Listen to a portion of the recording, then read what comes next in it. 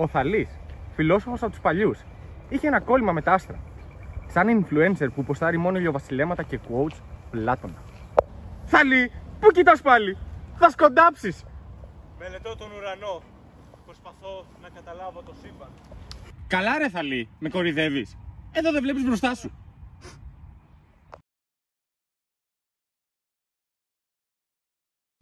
Η πρώτη startup επιχείρηση στη Μίλητο.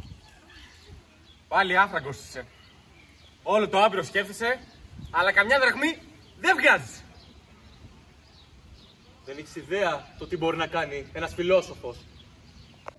Ο Θαλής πάει να νοικιάσει όλα τα ελαιοτριβία. Θαλή, χρειαζόμαστε ένα ελεύθερο ελαιοτριβείο. Δώσε μας κάποιο. Μόνο αν πληρώσεις καλά. Τι έγινε, έγινε στη μονοπόλιο? Οι φιλόσοφοι είναι εύκολο να βγάλουν λεφτά, αλλά δεν είναι αυτό το νόημα της ζωής.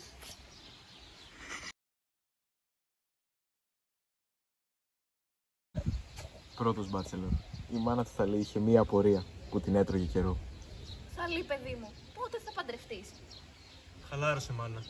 Έχω καιρό ακόμα.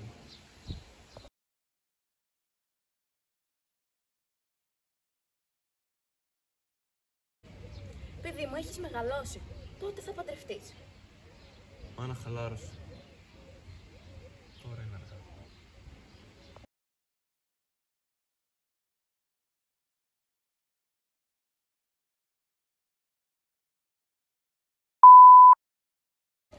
Η πρώτη startup. Θαλή, πρέπει να μας δώσει κάποιο ελαιοτριβείο.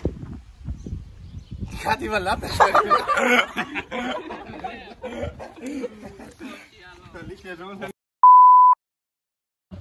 Ο Θαλής πάει να νοικιάσει όλα τα ελαιοτριβία. Ο Θαλής πάει να... Δεν πάρω! Θαλή, χρειαζόμαστε ένα...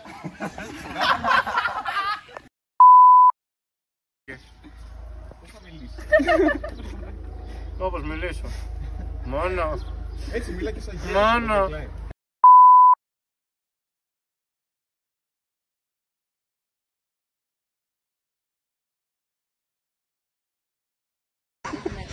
Ποιος είπε δεν θέλουμε?